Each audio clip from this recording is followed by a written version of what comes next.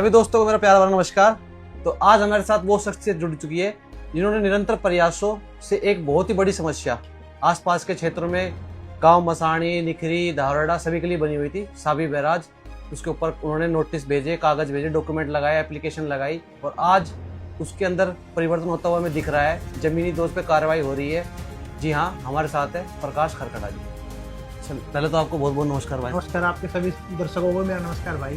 तो प्रकाश जी, आप काफी टाइम से मेरे ख्याल से पत्रकारिता के अंदर है जी। कितने साल हो गए आप? मैंने 2016 में अनऑफिशियल शुरू किया था, एक साल मैंने अनऑफिशियल रहा। उसके बाद में 17 से लेके 25 तक कंटिन्यू एक भास्कर में रहा। उसके बाद अब मैं फिलहाल अमर उजाला के अंदर।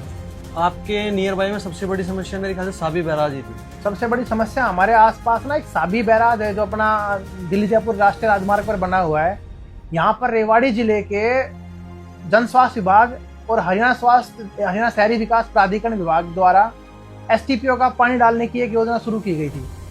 तो सरकार ने, प्रशासन ने तो ये कहा था कि यहाँ पे नहरी पानी डाल के इसको पर्यटन स्थल बनाएंगे, लेकिन पर्यटन स्थल तो दूर दूर तक नजर नहीं आया। ये गंदे पानी का एक बहुत बड़ा गढ़ बन गया और यहाँ धीरे धीरे उन सीवरेज ट्रीटमेंट प्लांटों से बगैर पानी को ट्रीट के अनट्रीटेड पानी आके इकट्ठा डालने शुरू कर दिया, जो धीरे धीरे इतनी मात्रा में इकट्ठा हो गया आज वो दर्जनों गाँव के लिए एक बड़ी समस्या बना खड़ा हुआ है।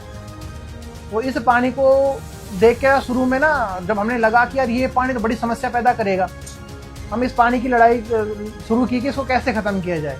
हम प्रशासनिक अधिकारियों के पास गए, पोल्यूशन कंट्रोल बोर्ड के पास गए, सेंट्रल पोल्यूशन कंट्रोल बोर्ड के पास गए, लेकिन किसी के पास भी इसका ना तो कोई समाधान था और ना ही किसी ने हमें इसके समाधान के बारे में बताया कि हम कर देंगे या इतना समय लगेगा। उसके बाद हम ना जब लगा कि यार कोई सुनवाई नहीं हो रही, ऐसे तो हमारे दर्जनों गांव का ग्राउंड वाटर धीरे धीरे इतना पोल्यूटेड हो जाएगा कि लोगों को डायरिया, पीलिया, लीवर, ये सब ऐसी बीमारियां लग जाएंगी, कैंसर ऐसी बीमारियां लग जाएंगी, जीवन ही खराब हो जाएगा। तो फिर प्रशासन से हम क्या उम्मीद करें, सरकार से हम क्या उम्मीद करें। तो इस गंभीर समस्या को लेकर हम देश के सबसे बड़े पर्यावरण मामले को लेकर जो कोर्ट है, एनजीटी कोर्ट, उसमें अंदर हमने याचिका लगाई। उसकी याचिका 2022 में हमने शुरू की थी और उस याचिका का ही आज इम्पैक्ट है कि आज जो साबी का पानी निकालने की जो प्रक्रिया शुरू हुई है, ये सिर्फ और सिर्फ एनजीटी के कार्यशैली से ही हुई है। और अकेला हरियाणा नहीं, अकेला रेवाड़ी नहीं, पूरा राजस्थान, दिल्ली सरकार और हरियाणा सरकार, ये तीनों सरकार के चीफ सेक्रेटरी इस योजना पे काम कर रहे हैं और इनके डिपार्टमेंट इस पे काम कर रहे हैं और 15 केंद्रीय मंत्रालय भी इस पे काम कर रहे हैं, जिनमें कुछ केंद्रीय मंत्रालय हैं, कुछ स्थानीय विभाग हैं। यहाँ तक कि मैं आपको बता दूं, नेशनल क्लीन गंगा मिशन एक बहुत बड़ा उपक्रम हरियाणा सेंट्रल गवर्नमेंट का है जो गंगा के सफाई अभियान को लेकर चला हुआ है, वो भी इसका पार्ट बन चुका है। क्यों बन चुका है? क्योंकि ये जब नदियां हैं, साबी नदी है, ये सारी की सारी कहीं ना कहीं गंगा की ही सहायक नदियों का एक पार्ट है, तो उनका भी कहीं ना कहीं इसमें रोल है। इस नदी को दोबारा पहले की तरह बहती हुई देखने के लिए, इसको गंदगी से बचाने के लिए। तो आज जो हमारे सामने एक बहुत बड़ी उपलब्धि खड़ी हुई है, ये पाइपलाइन का काम शुरू हुआ है, ये अभी शुरुआत है। आप देखना, आपको 2027 तक इतने अच्छे रिजल्ट आएंगे कि आप बहुत कुछ देखोगे। यहाँ दोनों जयपुर हाईवे और रेवाड़ी वाला जो दो हमारे फ्लाईओवर बने हुए हैं साबी बैराज पे, इनके बीच में एक बड़ा एसटीपी बनेगा। उस एसटीपी से ये ट्रीट होके पानी जाएगा, ये नहीं कि डायरेक्ट चला जाएगा। इसी के साथ साथ ही रेवाड़ी जिले के जितने भी एसटीपी हैं जो अपना गंदा पानी बाईपास कर रहे थे, उनका भैया तो अधिकारियों की या जिस ठेकेदार चला रहे थे उनकी नीयत खराब थी कि अपना पानी गलत छोड़ रहे थे, या उन एसटीपीओ की आबादी के अनुसार क्षमता नहीं थी। हमने ये बात एनजीटी में रखी है और मैं आपको बता रहा हूँ, एनजीटी के ही आदेश पर सारी के सारे सीवरेज ट्रीटमेंट प्लांट एसटीपी अपने आप को अपग्रेड कर रहे हैं और आने वाले 15-20 साल की जो क्षमता होगी, जो आबादी होगी, उसके अनुसार अपग्रेड कर रहे हैं। तो मैं तो ये कहना चाहूँगा कि मैं एनजीटी कोर्ट का सबसे बड़ा धन्यवाद करता हूँ कि उन्होंने हमारी जो प्रयास थे, हमारी जो याचिका थी, हम लोगों की जो आसपास के दर्जनों गाँव के लाखों लोगों की जो समस्या थी, मैं इसको ये नहीं कहूँगा हमारे दर्जनों गाँव की थी, ये धीरे धीरे पूरे जिला रेवाड़ी, पूरे एनसीआर की समस्या बन जाती। इस पे ध्यान दिया और आज इसका रिजल्ट आना शुरू हुआ है और अभी शुरुआत है, इसका बहुत अच्छा रिजल्ट आएगा जो हमारे आसपास के क्षेत्र के पर्यावरण संरक्षण के मामले में एक बहुत अच्छी मुहिम और बहुत अच्छा उदाहरण प्रस्तुत करेंगे। दूसरा प्रकाश जी, एक दूसरी समस्या और है कचरा। जी आपने कचरे के ऊपर पहले भी काफी याचिकाएं दी हैं, जी। पत्र लिखे हैं। जी बीच में आप एक मुद्दा भी उठाया था, आपको धमकियां भी आ रही थी। जी जी। इस पे लोग जागरूक क्यों नहीं हो रहे कचरे को देखते हुए भी? कचरा भी आज एक बड़ी समस्या है, क्योंकि हर घर से कुछ ना कुछ निकलता है। हर घर में हम दैनिक उपयोग में जो चीजें करते हैं, प्लास्टिक है, कई लोग तो जो बचे हुए खाने की सामग्री है उसको भी पन्नी में बांध के यहाँ फेंक दिया, वहां फेंक दिया। ये भी एक बड़ी गंभीर समस्या थी। इसको लेकर भी मैं 2023 में एनजीटी में ही गया था। जब यहाँ किसी ने कोई सुनवाई नहीं की, तो मैं आपको पहले बता चुका हूँ कि पर्यावरण के मामले में अगर देश की कोई सबसे बड़ी अदालत तो एनजीटी है, और वहां से रिजल्ट आता ही आता है, 101% आता है, अगर आपकी नीयत ठीक है और आपकी समस्या ठीक है तो। क्योंकि वहाँ बहुत टाइप के लोग जाते हैं, वहाँ ब्लैकमेल टाइप के जाते हैं, जो कभी किसी कंपनी के पीछे पड़े हुए हैं, जो कभी किसी अनजान आदमी के पीछे पड़े हुए हैं कि कहीं ना कहीं, लेकिन वो चीजें वहीं खत्म हो जाती है। अगर आपकी नीयत अच्छी है, आपकी नीति अच्छी है, तो आपको भी रिजल्ट आएगा। इसीलिए मैं एक लेके गया था इस मामले को लेके, कूड़े वाले मामले को लेके गया जी। हम तो भाई बड़े परेशान है, कोई कहीं कूड़ा डाल रहा है, कोई कहीं कूड़ा, इसका कोई निस्तारण नहीं, इसका कोई समाधान नहीं, इसका क्या समाधान हो। तो एनजीटी कोर्ट ने एक डायरेक्शन दी और एक ऑर्डर पास करा जो पूरे हरियाणा में आज लागू है। Prakash Yadav versus state of Haryana के नाम से याचिका थी हमारी, उसके ऊपर वो एक ऑर्डर जारी किया जिसमें कोई भी सड़क के किनारे, किसी पंचायत लैंड के ऊपर, या अपने नदी किनारे, तालाब किनारे, कहीं भी सार्वजनिक स्थान पे अगर कोई कूड़ा डालता है, तो उस जिसकी जमीन है वो जहां कूड़ा डल रहा है, वो उसका जिम्मेवार है कि भाई आप अपनी लैंड का ध्यान रख पा रहे हो, आप तो इसको कूड़ा डंपिंग यार्ड बना रहे हो। तो उसके फर्स्ट टाइम का जुर्माना 5,000 रुपए है, और शायद सेकंड का 10,000 रुपए है, और तीसरे बार का 25,000 से लेकर 50,000 तक भी जुर्माना है। और फिर भी कोई नहीं मानता है तो उसके खिलाफ कोर्ट में प्रोसिक्यूशन, आपराधिक मामले दर्ज होते हैं। तो ये हमारी बहुत अच्छी बड़ी अचीवमेंट थी, और धीरे धीरे ये हर जगह लागू हो रही है।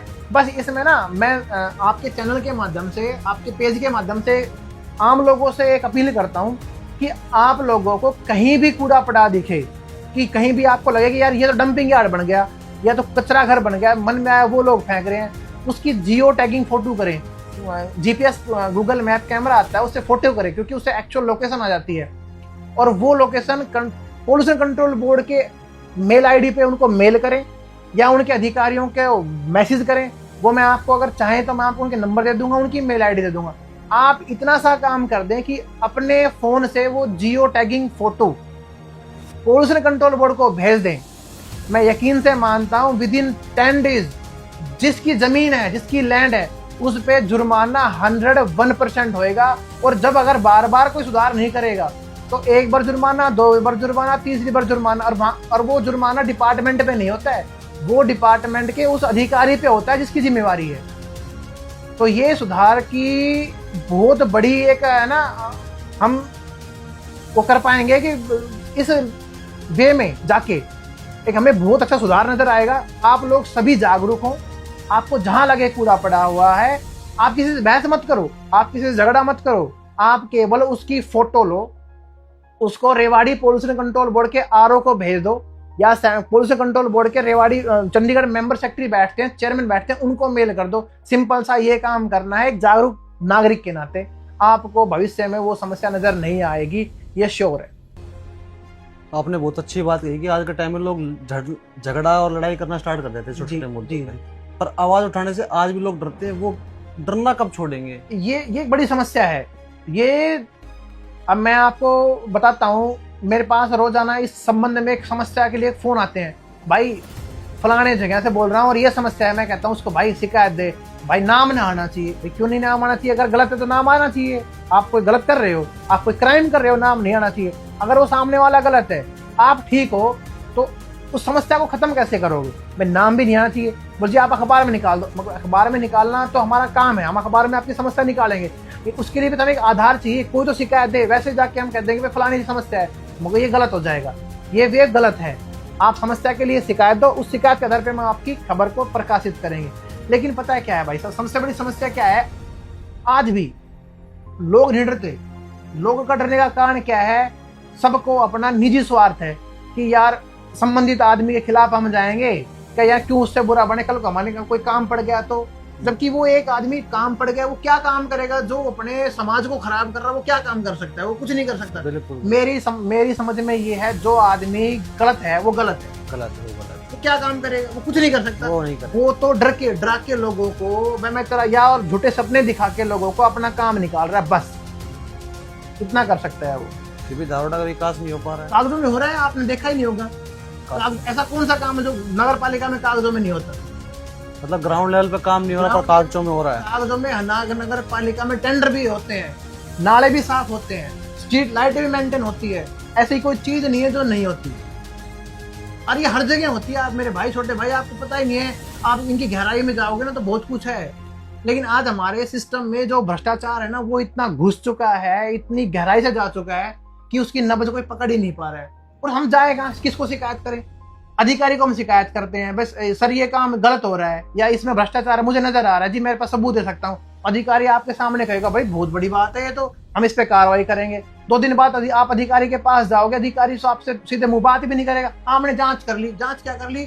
जांच कुछ नहीं होती है, फोन पे बात हो गई। फोन पे बात नहीं होगी, यानी कि उसका मुंह मीठा हो गया, उसके बाद मिठाई पहुंच गई। अब आप समझदार हो, आप सब कुछ समझते हो। हाँ, आज का सिस्टम भ्रष्टाचार में इतना खराब हो चुका है कि ये हमारे जो लोकतंत्र, राजतंत्र को सबको निगले जा रहा है।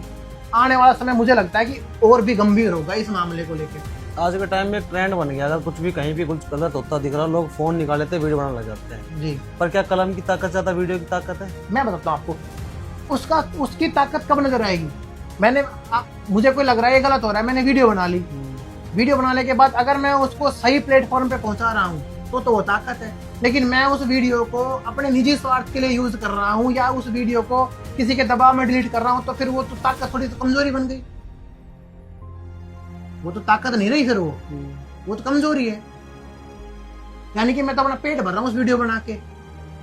आप उस वीडियो का इस्तेमाल करो, आपने बनाई तो उसका फायदा उठाओ। सामने वाले को गलत है तो उसको गलत साबित करो। अधिकारी, आप किसी को ये कहते हो, अधिकारी को किसी ये गलत हुआ है, अधिकारी कहेगा कि भाई हाँ गलत हुआ है, मान लेगा, आपको डॉक्यूमेंट देख के मान लेगा। लेकिन वो कहीं पॉलिटिकल प्रेशर से, कहीं पैसे के प्रेशर से आप पे कार्रवाई नहीं करे। कब तक नहीं करेगा वो? 1 साल नहीं करेगा, 2 साल नहीं करेगा, उसके जाने के बाद कोई और आएगा, कभी तो कोई अच्छा ईमानदार अधिकारी आएगा। अच्छा ईमानदार अधिकारी भी भविष्य में अगर नहीं आया, हम उम्मीद मत छोड़ो। उम्मीद छोड़ने पे कोर्ट है, न्यायालय है, बस लड़ने की जरूरत है। यही तो हमें उम्मीद नहीं छोड़नी चाहिए। अगर गलत है तो उसको गलत साबित करो। कहने से गलत नहीं होगा, वो आपको साबित भी करना पड़ेगा, आपको उसकी तह तक भी जाना पड़ेगा। परिवार आपका भी है, बच्चे आपके भी है, धमकियां आपको भी आती है, पर आप आज तक नहीं रुके जी। क्योंकि सच का साथ देने से डरना नहीं चाहिए भाई। डरेगा वो, दबेगा वो जिसमें कोई कमी होगी। अगर मैं भी कोई पीछे से कमी लेके चलूंगा ना, तो मैं भी वो आवाज नहीं उठा पाऊंगा। सच्चाई, मुझे भी मेरी फैमिली कहती है कि आप अपना काम करो ना। मैं वेल सेटल हूँ, मेरे पास इनकम का अच्छे साधन है, मेरे पास रैंड इनकम है, मैं फाइनेंस का काम भी करता हूँ, मेरे पास बहुत अच्छे काम है जो मैं करता हूँ। हर चीज मैं बताता नहीं हूँ, शेयर नहीं करता हूँ मैं ये काम है, लेकिन मैं ईमानदारी से सरकार को बढ़िया टैक्स दे रहा हूँ। अच्छी मेरी इनकम भी है, मेरी फैमिली की इनकम, मेरी वाइफ की भी इनकम है। बहुत अच्छा काम मैंने सेट कर रखा है। लेकिन कहीं ना कहीं मुझे भी ये महसूस होता है कई बार कि मेरी फैमिली ठीक कह रही है कि मैं जितना अगर मैं अपने बिजनेस में, अपने काम में ये एनर्जी लगाऊं तो मैं अपने बिजनेस को और अपने काम को और ज्यादा बढ़ा सकता हूँ। लेकिन पता है क्या, मुझे फिर खुद एक अंदर से ना कुछ कचोटता है कि यार ये तू गलत कर रहा है। भाई गलत है तो गलत है। भाई हम भगवान का दिया हुआ सब कुछ है, हम रोटी खा रहे हैं तो उसका कम से कम इतना तो इस धरती माता का कर्ज उतारें कि हम समस्या का समाधान के लेकर एक आवाज तो उठाएं। हो या ना हो वो बात की बात है, लेकिन मेरे साथ ऐसा आज तक नहीं हुआ है कि मैंने कोई समस्या उठाई हो उसका समाधान नहीं हुआ हो। और यही मेरी ताकत है, यही मेरा पॉजिटिव है। जिस दिन हमारा समस्या का समाधान नहीं होगा तो हम खुद ही हताश होकर बैठ जाएंगे। लेकिन अगर हम पॉजिटिव वे में चल रहे हैं, ईमानदारी से चल रहे हैं, समस्या उठा रहे हैं, उसका समाधान हो रहा है, तो हमें और बूस्ट एनर्जी मिलती है जो आज के समय के अंदर सभी युवा कर सकता है। और मैं ये चीजें ना जब भी कोई काम करता हूँ, जब भी कोई समस्या उठाता हूँ तो मैं अपने सोशल मीडिया पेज पे उसको डालता हूँ। तो शुरू में मैं डालता था तो मेरे दिमाग में एक बात आती थी कि यार कभी कोई ये सोचेंगे यार ये तो अपनी बड़ाई के लिए डालता है या तो अपने फॉलोअर, लेकिन मेरी इंटेंशन कभी ये बड़ाई वाली ना रही। अब मैं बताता हूँ, मुझे मेरे हिसाब से देखो, आप कहीं चले जाना, आप छोटे भाई आप भी आज मेरे से पहले हो, तीनों भाई हो, आप काफी लंबे समय से काम कर रहे हो, मेरे से पहली बार मिले होगे। हाँ पहली बार मिले होगे। आपने मेरा नाम जरूर सुन रखा होगा। हाँ। तो बहुत से ऐसे लोग हैं जो प्रकाश खड़खड़ा को जानते लेकिन मुझसे मिले नहीं होंगे, मुझसे मिले नहीं होंगे। क्यों? क्योंकि मैं जो काम करता हूँ, तो मैं अगर मैं मिलना हो, झुलना हो, लोगों में घुसना हो, मेरी ये प्रक्रिया नहीं है। मैं अपना काम अपने तरीके से करता हूँ, साइलेंट जोन में रह के करता हूँ, अपने तरीके से अपने उस काम को हैंडल करता हूँ। ना मैं गैदरिंग करता, ना मैं किसी को, क्योंकि काम करने का सही वे पता हो, सही रास्ता पता हो, और मैं उस रास्ता ही और उस वे को बताने के लिए ये चीजें सोशल मीडिया पे डालता हूँ कि भाई मैं, ये समस्या है, उस समस्या को हमने वहां भेजा, उस डिपार्टमेंट में भेजा, और जब समाधान होता है तो हम ये फिर बताते हैं कि उसका समाधान भी हुआ है, ताकि आज का युवा उससे सीखे और कम से कम चलो शहर की ना उठाए, अपने अड़ोस, अपने पड़ोस, अपने किसी जान पहचान, अपने किसी रिश्तेदार को अगर इस तरह की समस्या फेस करनी पड़ रही है तो उस आवाज को तो उठाए। एक युवा भी, अगर मेरी एक पोस्ट से एक युवा भी जागरूक हुआ है तो मुझे बड़ी खुशी होती है।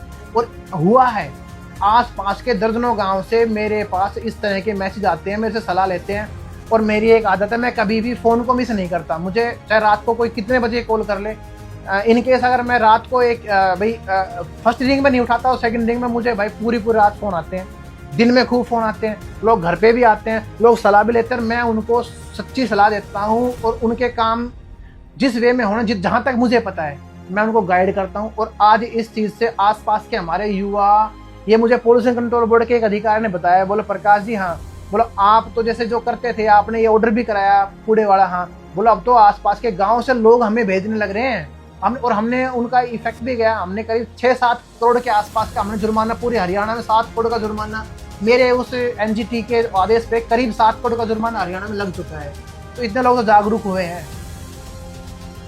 तो वही है, जब तक लोग अपनी आवाज़ खुद नहीं उठाएंगे ना, अकेला एक प्रकाश खड़खड़ा सबके लिए नहीं खड़ा हो सकता, लोगों को खुद खड़ा होना पड़ेगा। तो ये थे प्रकाश खड़खड़ा जी और उनके विचार। तो सीधी स्पष्ट नहीं कि एक शब्दों में एक ही बात है कि साबी बैराज को तो मैंने लड़ाई लड़ ली, पर आपके अड़ोस पड़ोस, आपके शहर में जो लड़ाइयाँ छोटी छोटी बची हैं वो आपको खुद लड़नी पड़ेगी और लोगों को जागरूक होना पड़ेगा। अगर आपको भी कहीं पे गंदगी या कुछ गलत होता हुआ दिखता है तो बिल्कुल ईमानदारी के साथ, बिल्कुल निष्भाव से खड़े होइए और जागरूक बने। कोई आपका काम नहीं रोक सकता, कोई आपको दबा नहीं सकता। एक कर्मचारी भ्रष्टाचारी हो सकता है, पर आम आदमी अगर ईमानदार है ना, तो कहीं ना कहीं उसे कोई ना कोई दूसरा कर्मचारी ईमानदार टकराएगा और आपका काम बनेगा। धन्यवाद।